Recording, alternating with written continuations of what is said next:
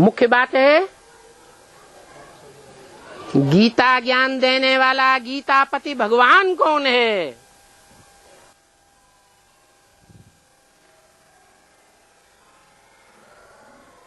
उन सन्यासियों ने तो बता दिया गीता ज्ञान देने वाला कृष्ण भगवान है। अरे बुद्धि से सोचना तो चाहिए। क्या भगवान द्वापर के अंत में आकर के पापी कलयुग की स्थापना करके जावेगा?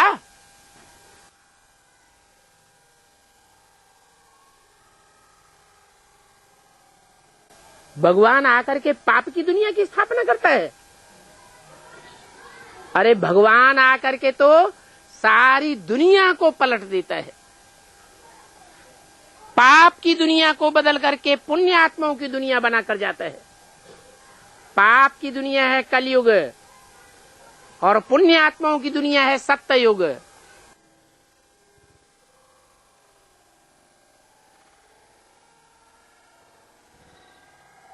सत्ययुग कौन बनाएगा? सत्ययुग जो सत्य होगा, सच्चा होगा 100%, वो ही सत्ययुग बना सकता है। कहते भी हैं सत्य चित्त आनंद। किसका नाम है? मनुष्यों का नाम है? देवताओं का नाम है?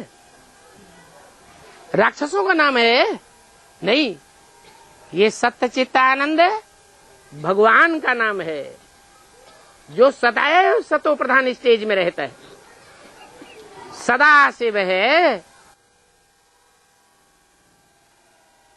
इस तमो प्रधान कलयुगी दुनिया में आता है, पाप की पतित दुनिया में आता है, तो भी मन बुद्धि से सदैव सतो प्रधान है। सात्विक स्टेज में रह करके पार्ट बजाने वाला है।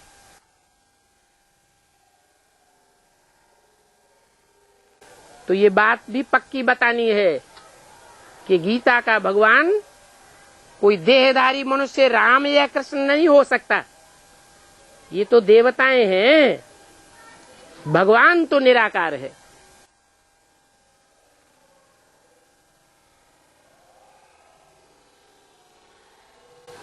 सदैव ज्योति बिंदु है, वो निराकार निर्विकार है, निरहंकार है, जो आकर के गीता का ज्ञान सुनाते हैं।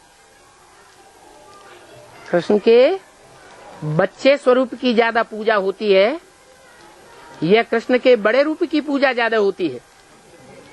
बच्चे रूप की ज्यादा पूजा होती है। क्यों? इसलिए कि बच्चा ये भगवान नहीं बनता, बच्चा और बड़ा। भगवान न बच्चा बनता है न बड़ा नारायण बनता है। कहते हैं ना, हे कृष्ण नारायण वासुदेव। ये कृष्ण नारायण वासुदेव किसका नाम है? एक ही आत्मा के ये नाम है।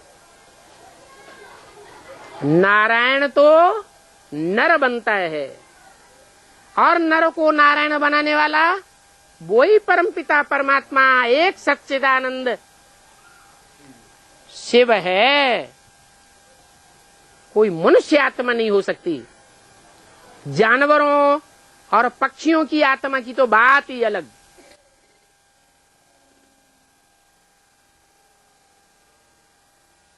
शास्त्रों में लिखा है ना,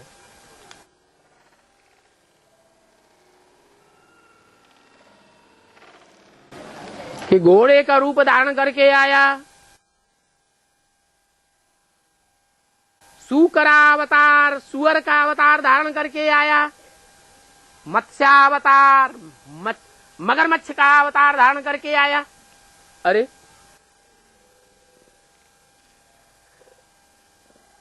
ये जानवरों में बुद्धि होती है क्या ज्ञान समझने की?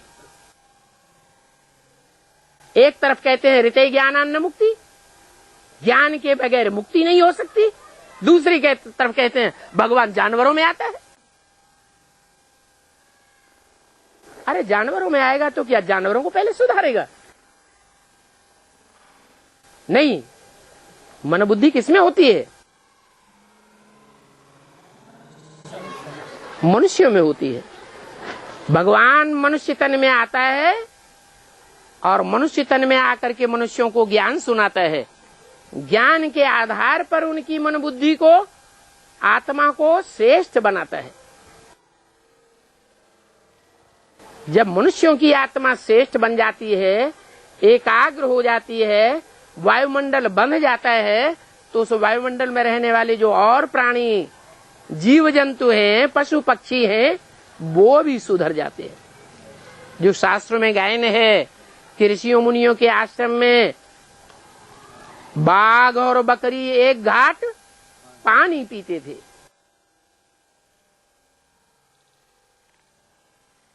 आश्रम में ही जाकर के एक घाट पानी क्यों पीते थे?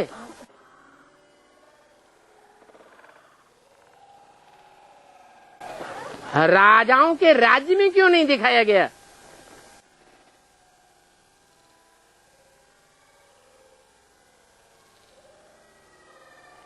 क्योंकि राजाएं तपस्वी नहीं होते हैं, बुद्धि को एकाग्र करने का प्रयास नहीं करते हैं। ऋषि मुनि तो प्रयासी होते हैं। तो ये भी एक विशेष पॉइंट है समझाने का। क्या? कि भगवान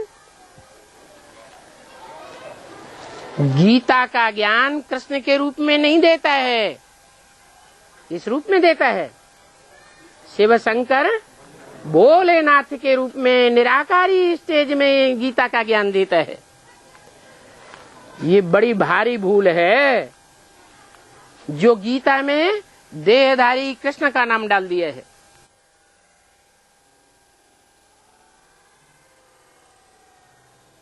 अगर निराकार का नाम होता तो क्रिश्चियन, मुसलमान, सिख, सन्यासी सब भगवान के निराकारी स्वरूप को मानते। लेकिन आज दुनिया खंड खंड में बट गई, क्योंकि जो गीता सर्वशास्त्र शिरोमणि है, वो सर्वशास्त्र शिरोमणि गीता माता का पति कृष्ण बच्चे को बनाई दिया। जो कृष्ण बच्चा नारायण बनता है,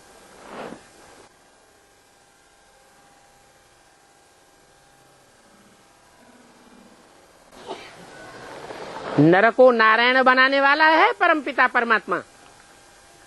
परंतु नारायण को ही परमात्मा मान लिया जाए, भगवान मान लिया जाए, ये तो झूठी बात हो जाती है। गीता में ये भी मानते हैं कि जो ज्ञान दिया गया है नर अर्जुन को, वो ज्ञान दिया ही गया है, नारायण बनने का ज्ञान दिया गया है। देने वाला परमपिता परमात्मा है। तो परमपिता परमात्मा अलग और नर से नारायण बनने वाला अलग। जो नर से नारायण बनता है वो ऊंचा और नीचा बनता है।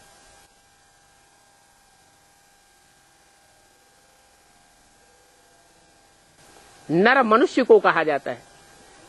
मनुष्य इस दुनिया में होते हैं, नरक की दुनिया में। इसलिए इस दुनिया का नाम ही है नरक। का माने करने वाला, नर माने मनुष्य।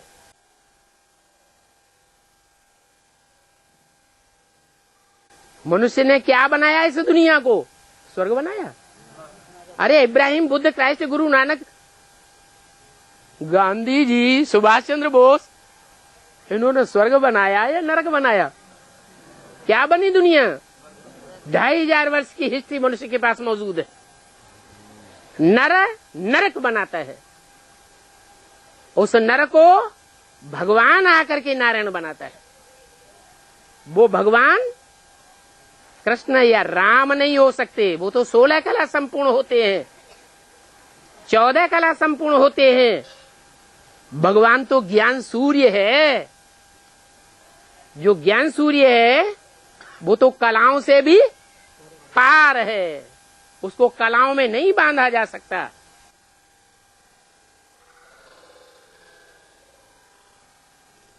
कहते भी हैं शास्त्रों में, कलातीत कल्याण कल्पांतकारी। कलाओं से अतीत है, कलाओं से परे है। फिर भी कृष्ण का भगवान बना दिया। अरे कृष्ण भगवान नहीं है, कृष्ण तो 16 कला संपूर्ण देवता है, जिसको नर से नारायण जैसा अथवा कृष्ण जैसा बनाने वाला परमपिता परमात्मा शिव है। और वो शंकर द्वारा ये परिवर्तन करता है, नहीं तो बिंदी कैसे ज्ञान सुनावेगी।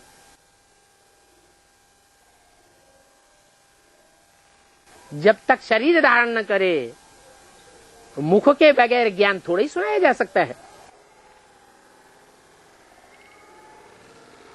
जैसे मुसलमान कहते हैं अल्लाह मियाँ ने ये फरमाया, अल्लाह मियाँ ने वो फरमाया। अब अल्लाह मियाँ को निराकार कहते हैं। अल्लाह मियाँ ने क्या अर्श से फरमाया, ऊपर से फरमाया? ऊपर से आवाज आती है क्या?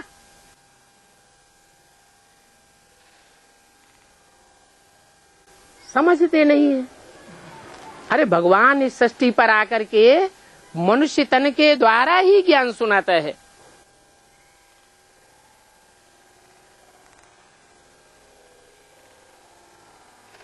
तो भगवान एक है। ये कृष्ण राम तो देवताएं हैं। सतयुग का पहला प्रिंस कृष्ण है, जो नारायण बनता है।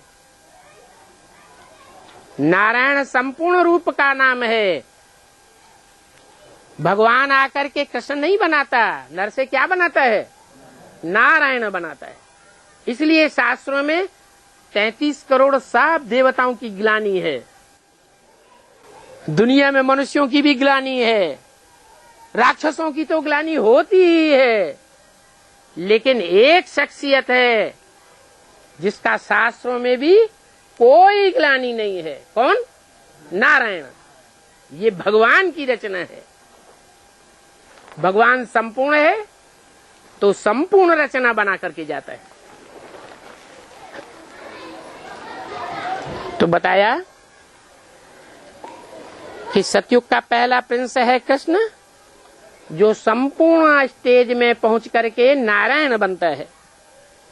तो ये बात अच्छी रीति समझानी है, भूल न जाए कोई। ऐसे भी नहीं लिखा हुआ है, वो हम बैठ करके सुनाते हैं क्या? जो धर्म पिताएं आए हैं, उन्होंने जो कुछ सुनाया अपने धर्म के फॉलोअर्स को, वो लिखा हुआ बैठ के सुनाया नहीं? क्या बाइबल थी क्राइस्ट से पहले? नहीं। मोहम्मद से पहले कुरान थी क्या? नहीं थी। उन्होंने तो डायरेक्ट मुख से सुनाया, फिर वर्षों के बाद जो सुनाया उसकी किताब लिखी जाती है। तो भगवान भी डायरेक्ट मुख से आकर के सुनाता है। जो डायरेक्ट श्री मुख से सुनते हैं वो भगवान के डायरेक्ट बच्चे हैं, और जो अपनी ही दुनियादारी में लगे रहते हैं, भगवान के संदेश को एक कान से सुनते हैं और दूसरे कान से निकाल देते हैं, ध्यान ही नहीं देते, वो भगवान के बच्चे नहीं हो सकते, धर्म पिताओं के बच्चे हो सकते हैं।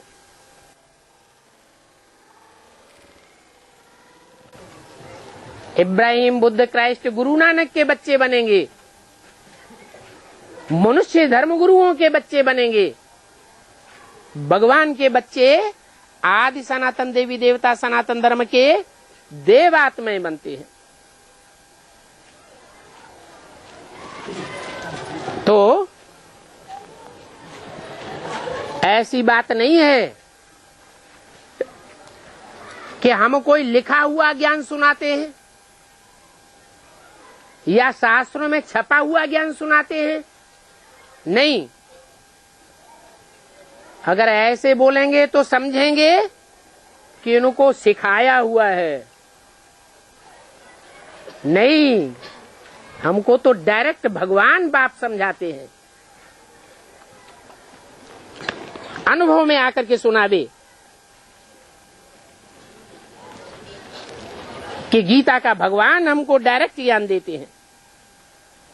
वो गीता का भगवान कृष्ण नहीं है।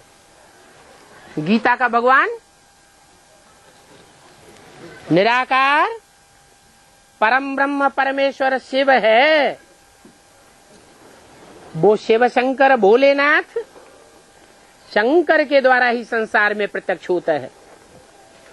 इसलिए शिव का नाम कृष्ण के साथ नहीं जोड़ते हैं। शिव कृष्ण कहते हुए सुना, शिव नारायण कहते हुए सुना, शिव ब्रह्मा कहते हुए सुना? नहीं तो ब्रह्मा कुमार कुमारी समझते हैं कि ब्रह्मा का साकार रूप ही भगवान का रूप है। उनकी मान्यता है कि ब्रह्मा कृष्ण की आत्मा है। इसलिए कृष्ण के आखिरी चोले में भगवान शिव आकर के गीता का ज्ञान सुनाते हैं। अरे गीता ज्ञान आकर के सुनावे और ब्रह्मा शरीर छोड़ करके चला जावे तो क्या सतयुग स्थापन हुआ? और ही घोर कलयुग होता जा रहा है। अरे भगवान आवेगा तो कुछ करके जावेगा या ऐसे ही चला जावेगा? अगर ऐसे ही चला जावे तो दुनिया उसको पूजेगी, मानेगी, मूर्तियां बनेंगी। भगवान की तो दुनिया में सबसे जास्ती मूर्तियां मिलती हैं शंकर के रूप में।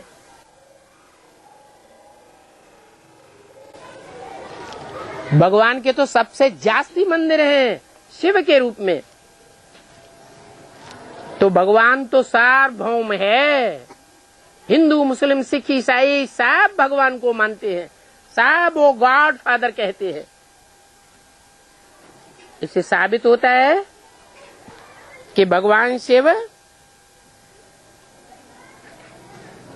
सार्वभौम सत्ता है, सर्वव्यापी नहीं है। जैसे राजा अपनी गद्दी पे बैठता है लेकिन अपनी गद्दी पर बैठे हुए भी सारे राज्य को कंट्रोल करता है। कहेंगे राजा की अपने राज्य में सार्वभौम सत्ता है, बाकी सर्वव्यापी राजा नहीं होता। ऐसे ही शिव भगवान भी सर्वव्यापी नहीं है, वो तो आत्मलोक का रहने वाला है। ये आत्मलोक सूरज चांद सितारों की दुनिया से परे, जहां ये मिट्टी की देह नहीं होती, वहां कोई चित्र नहीं होता, वहां कोई मूर्ति नहीं होती, 5 तत्व ही नहीं होते।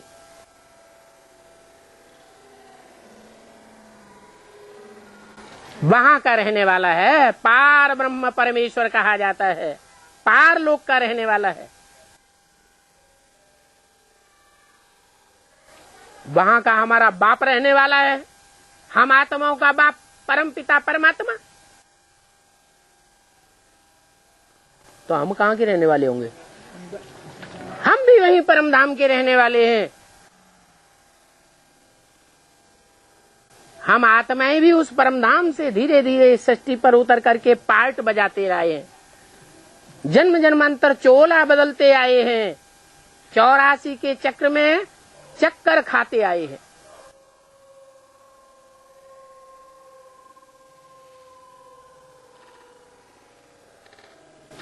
अब हमारा चक्कर पूरा हुआ, ये तमो प्रधान कलयुग पूरा होने जा रहा है। अब सतो प्रधान सतयुगी नई दुनिया आने वाली है। परंतु उस नई दुनिया में जाने के लिए उत सत्य चित्त आनंद शिव को पहचानना पड़े कि इस सृष्टि पर किस मनुष्य तन में आया हुआ है, कहाँ आया हुआ है।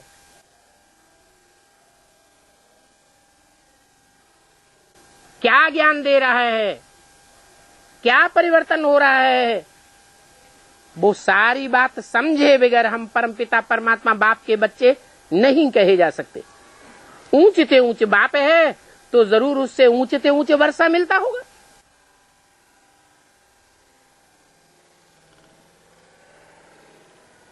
दुनिया के जो भी बाप होते हैं वो अपने बच्चों के लिए सुख शांति ही चाहते हैं।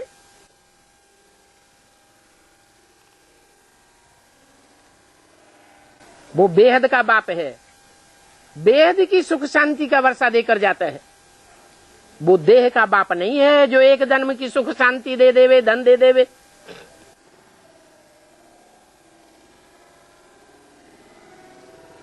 नहीं, वो तो बेहद आत्मा का बाप है। आत्मा का कनेक्शन एक जन्म से है या अनेक जन्मों से है? अनेक जन्मों से है। तो वो अनेक जन्मों का सुख शांति का वर्षा देकर जाता है। उस बाप को जो पहचानेंगे वो उस बाप की नॉलेज को भी पहचानेंगे।